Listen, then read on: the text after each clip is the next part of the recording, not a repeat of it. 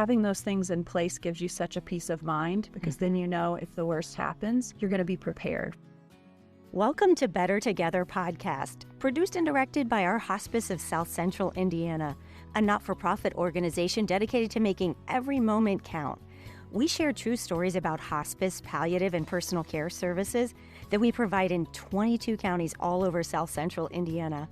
I'm your host and president, Steph Cain. Joining us this morning is Lorie Mount. Lorie is a Columbus-based attorney who helps individuals and families with estate planning and end-of-life decisions.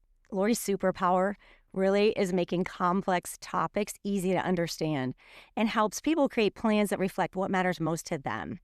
Lorie also serves on the board of Our Hospice, where she brings her legal perspective and commitment to our local community, really supports our mission to make every moment count. So I'm grateful for you. Thank you. So Lorie, how do you feel about, I talked about Indiana sports last time, but I don't know if we can say enough about that. Are you a huge IU fan? I am. I'm a two-time IU grad, so I've been waiting a long time for this for this year to come around, and it's been fantastic. So good. No, you have a couple of you have some kiddos, a couple in college, right?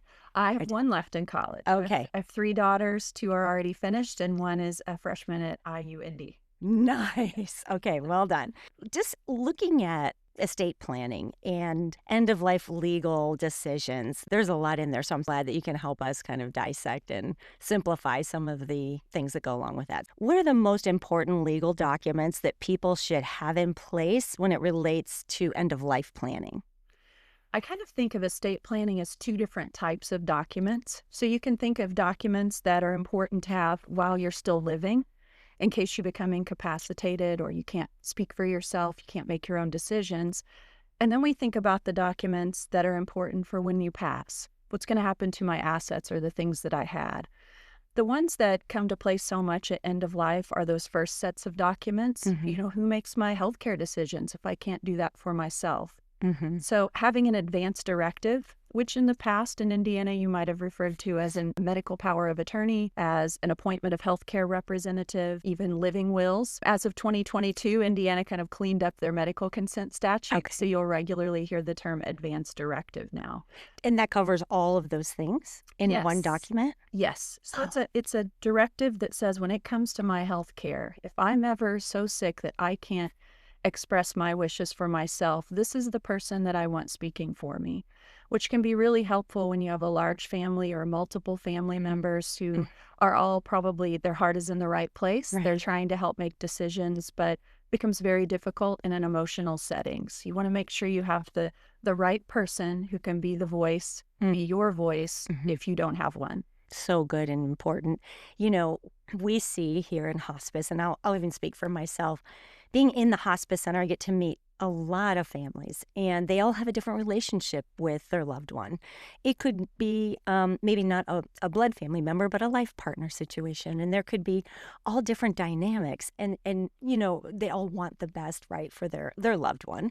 However, it could be very different, you know, in terms of the wishes. So you would recommend there is a patient, let's just say in a hospice situation, to have a document, and which document would that be that would cover all of their end-of-life wishes? So I would think of 2 of them. Okay. One would be the advance directive, Okay. we just talked about for healthcare decision making, and the other is a financial power of attorney. Because we also have to think about who could write checks for me if I can't sign my name, who could talk to my insurance company and figure out what my benefits are. I might point out, too, on the healthcare side of things, you just mentioned it doesn't have to be a blood family member, and that's so important to recognize.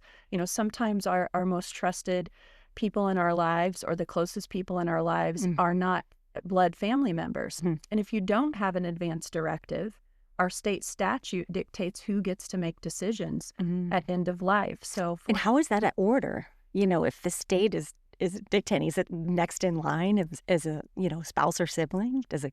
It is. It's somewhat common sense, or what we would think would be the case. So, for example, If you have a spouse and you have no advance directive, legally they have the ability to make decisions above and beyond any family member. Okay. If you don't have a spouse, it becomes your children, but none of them have priority over the other. Oh, okay. So you have to... Yes.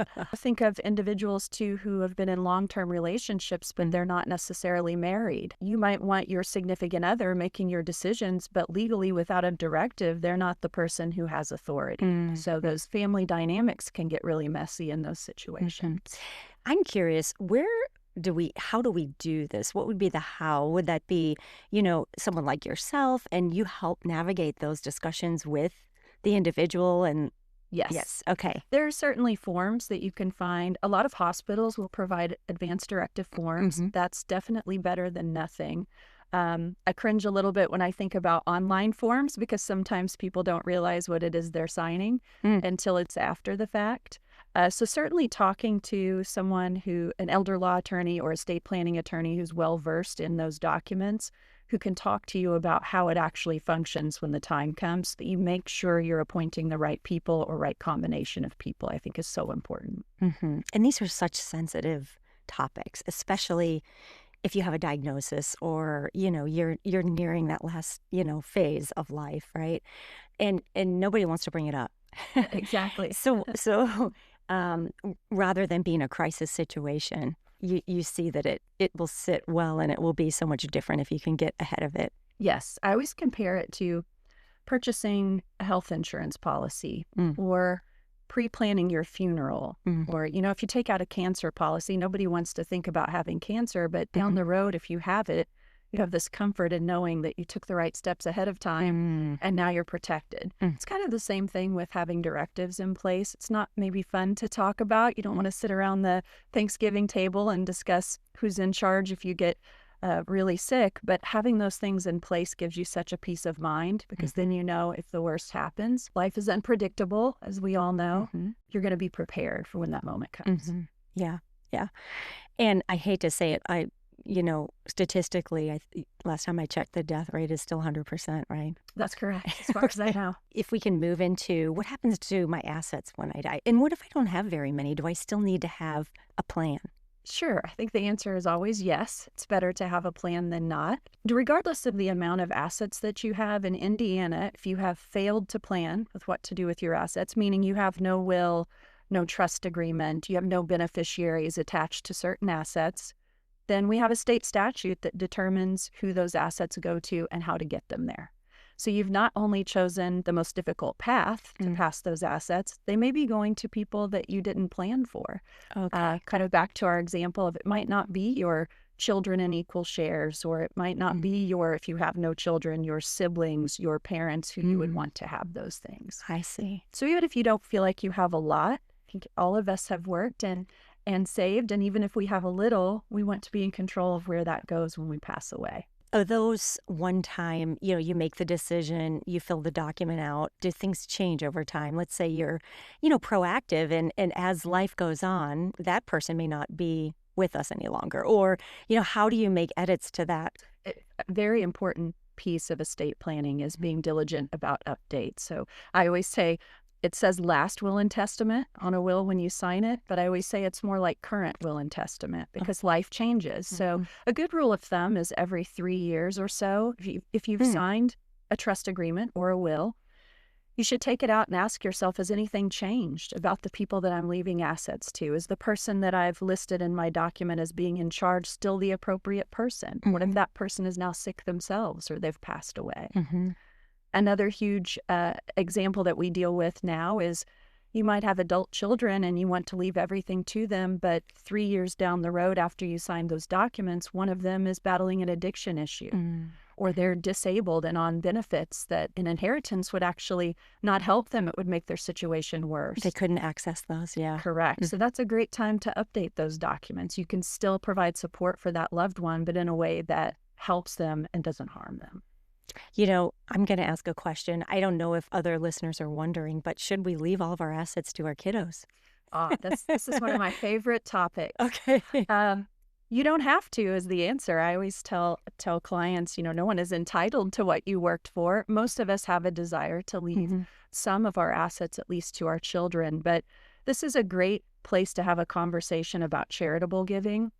You know, so many of us have been touched by organizations like Our Hospice. I have a daughter who had heart surgery at Riley Children's Hospital. Riley Children's Foundation is near and dear to my heart. And if you think about what you have, imagine if you carved off a small percentage to that church or charity. Your children probably won't notice a difference on the bottom line. It makes a world of difference, even a small gift to a charity or a church that has been a big part of your life. This is Better Together, a podcast dedicated to making every moment count. Thank you for listening. Stay tuned for part 2 of our conversation with Lorie Mount as we continue our discussion on planning ahead. Until next time, remember, we are better together, making every moment count.